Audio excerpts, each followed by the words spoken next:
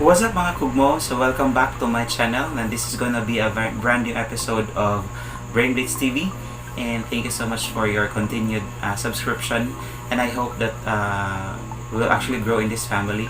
And of course, this episode is just a reaction of what is actually trending today, especially in social media, especially on this specific person named Jake. And I think he is actually the owner of or the administrator of this page, Pildi and Masuya ba to? Basta, it's actually about this person who actually made a very negative perception or negative description of yung parang tulong na ibinigay doon sa mga victims of the earthquake that happened in Cotabato and also in Davao. And then of course, he's actually showing something in that specific video that he posted in Facebook. So, but of course, before we will have the reaction, let's have the introduction of this channel first. See you in a while. Bye.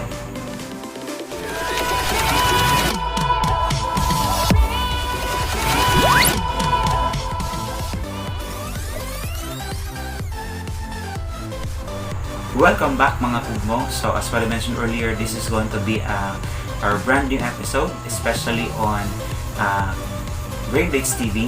So this is going to be a reaction of this specific person who is named Jake. I don't know what is his family name, but what is actually known of him in Facebook is Jake. And also he is actually the administrator of this page in Facebook. I don't know what's the entire name of the page, but it was actually seen na Pildi ang Masuya or Pildi ang basta Pildi something. Okay, so what I have seen in his video is he's actually showing a very small toothpaste, and the brand of toothpaste is actually Happy. It's actually two sachets of Happy toothpaste, and of course a small toothbrush. And of course, he made a negative comment, especially on that specific thing that was actually given by concerned citizen to those who were victims of the earthquake in Cotabato and also in Davao. So what he did is parang minaliit po niya yung produkto, or parang minaliit po niya yung nagbigay ng product na yun. I don't know what is actually in his mind. But of course, parang I don't know what is the purpose of that person. I think he is trying his best to be viral, or to get viral, especially in social media, because of course the attention of these people are actually on him or to him. So today it's because of what he did or what is his comment. But the problem is he is actually promoting the side of one of the religious congregations in the Philippines, especially for those who belong to the congregation of the religion of Pastor Apollo Kibuloy. And the problem is he's actually comparing the products or the donations that the church has had prepared for the victims of the earthquake, compared to the one that is actually in that specific toothpaste, Happy toothpaste. So the act of donating and the act of giving is actually gonna be given wholeheartedly, and then it will not matter on how big or small the thing you gave, for as long as it is actually heartily given. It's actually not good for us to compare things, especially if you have a lot of resources compared to those who have small resources, but they have this good heart of sharing. Okay, so what is very important, or the real essence of that video is, for me, the first thing that that person will have to weigh things. So it is actually gonna be an act of promoting his personality in social media for him to get viral.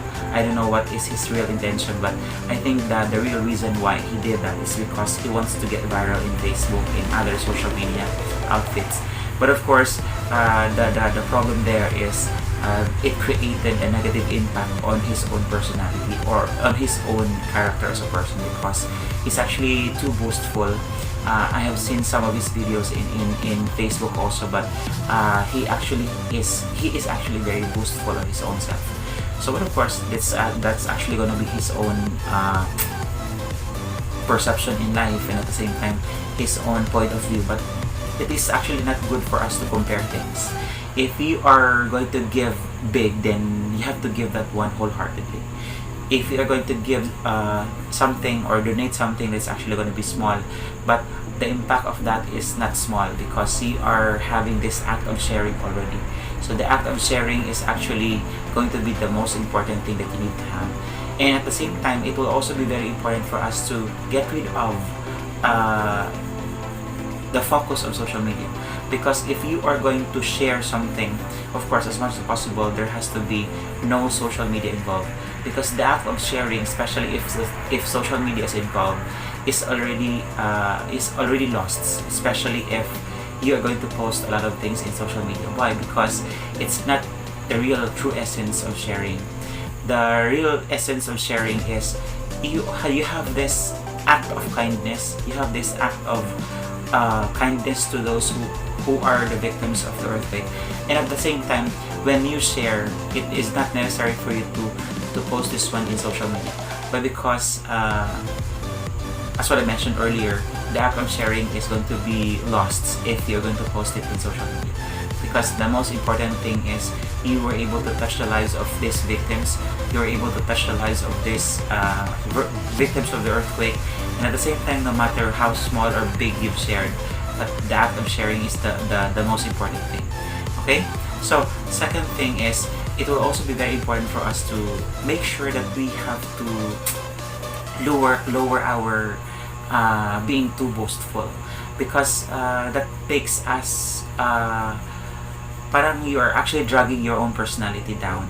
And at the same time, as what I mentioned before in my previous videos, that your personality is a reflection of your family. So whatever you are doing, it is actually a reflection of your parents. It's a reflection of your family. I don't know if your parents are also doing that one before, but it's actually like that.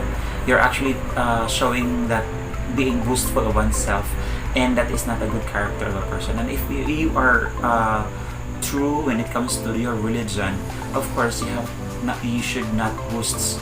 You should not actually boost yourself more. It's because if you are indeed happy with what you're doing, of course, God will actually give you what you deserve later on.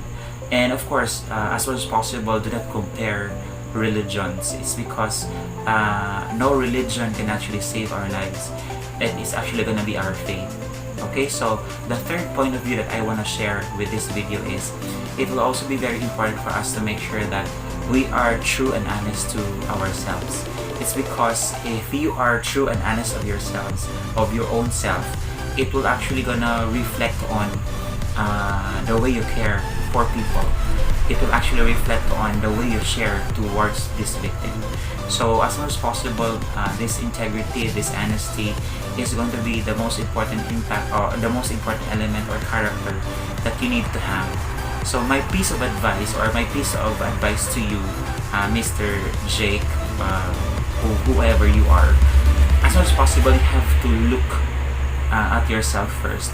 It is actually gonna be your own self who is actually bringing your own character down.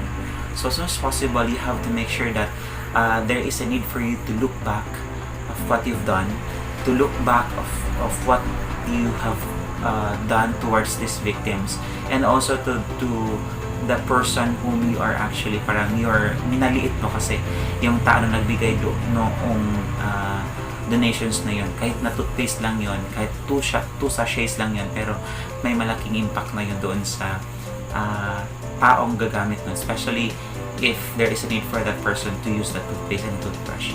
Okay, so it is good also for you to reflect on your own self. It's not that I'm gonna create tension, but it is actually gonna be very important for you to look back of what you've done. Because of course, it is also very important for us to make sure that we are going to be aware of what we are and what we can do and what we are capable of. Okay, so that's my third point. And of course, the fourth point that I want to share is, you have to make sure also that when you share, the act of sharing is the same as what Jesus Christ is doing or has done during his time.